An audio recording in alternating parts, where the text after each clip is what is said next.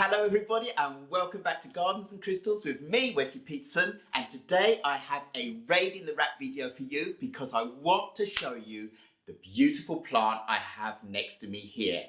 This plant is the Crassula ovata Gollum, and it's otherwise known as Shrek ears and all sorts of different other names, but it is a Crassula ovata Gollum. And I am so pleased that I found this plant because here in Sweden, finding this plant in this kind of size, as you can see next to me, is quite rare still. You can go out there and find small plants, but this is a very big and mature specimen. It has such a thick trunk at the bottom, and I really don't think I can show you or give it the attention it deserves by putting my hand down here. But this is a whole tree, look at this, and it has been doing absolutely fabulous for me.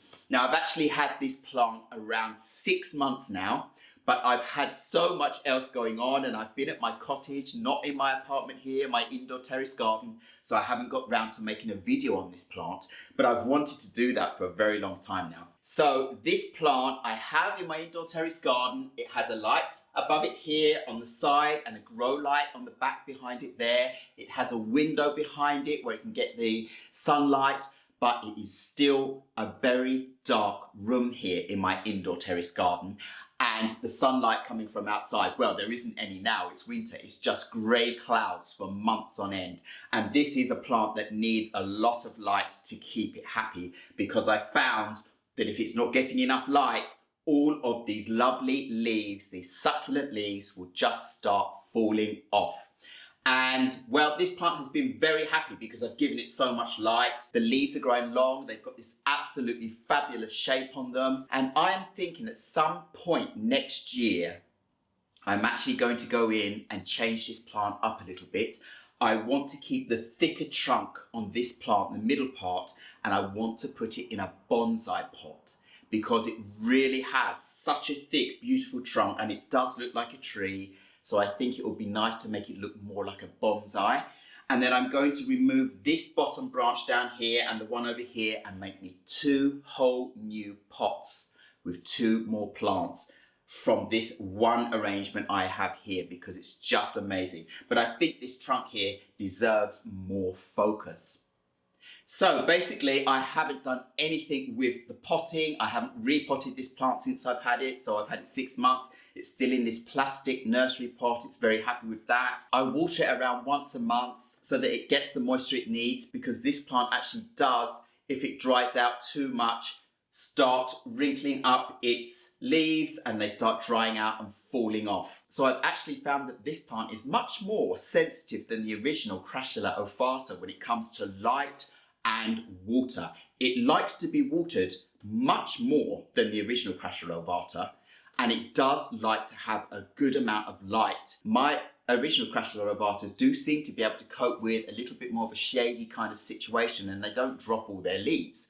But this plant doesn't cope with that. And I don't have it in any direct burning sunlight from the sun. I don't think it likes that too much during the later part of the day, early morning or so forth, fine. But this situation with these lights all around it, it's doing quite well.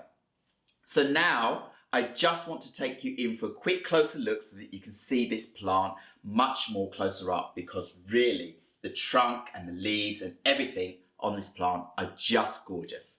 Let's go in for that closer look. So just look at this wonderful plant. I love the shape of the leaves. This long shape and this oval form and how they kind of curl around into a column. It's so different from so many other plants, and that's what makes them so special and beautiful to see in a place like here in Sweden where these plants just don't grow naturally. They're a wonderful plant to have as a house plant and give that extra special touch. And the trunks, I just love the trunks on all of these Crassula ovata plants. They can get quite thick, but at the same time they seem kind of soft because they can be kind of bent to the sides, and they really do look like small trees. They have this kind of bark kind of texture to them, and look at the bottom here, how thick this has been growing. And they grow thick like this if they're kept regularly pruned so that they just don't get long and out of hand and stay thin and then eventually fall over and snap off and become a new plant. You can keep them pruned kind of more like a bonsai, and instead of them growing up, the trunk will fill out even more and more each year. And this is such a thick trunk for a plant that's not that tall compared to what I would think a plant with a trunk like this should look like. So it's absolutely fantastic, and it's been kept well pruned for many years, I should expect, because it takes quite a long time for a plant like this to get this thick. And that is why I am just so pleased that I am the owner of this wonderful plant. And I really wish I had the space to have this plant and my original Crassula ovata, which is also a huge plant, and have them kind of side by side so that you could see both of the different types of leaves on these plants and how their trunks or their stems look very similar anyway. So I really hope you enjoyed seeing this plant closer up. I am just so pleased that I found me an example of this plant, and here in Sweden, because as I said, it's quite rare to get them in this size, it was an expensive plant for me to buy.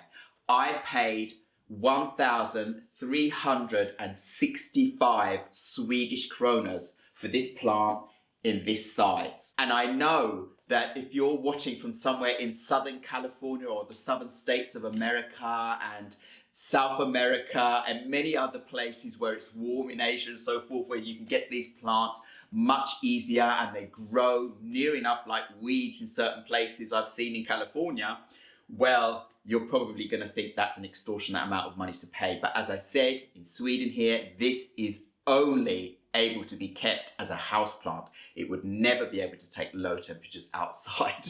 It's a succulent, sun-loving plant, so it really does need the light exposure to keep it very happy. So I just wanted to make this quick video to show off this beauty and to show how big it is compared to me. It's absolutely lovely. And then you know that I'm going to be doing some changes to this plant, so there will be a video coming up at some point, so look out for that.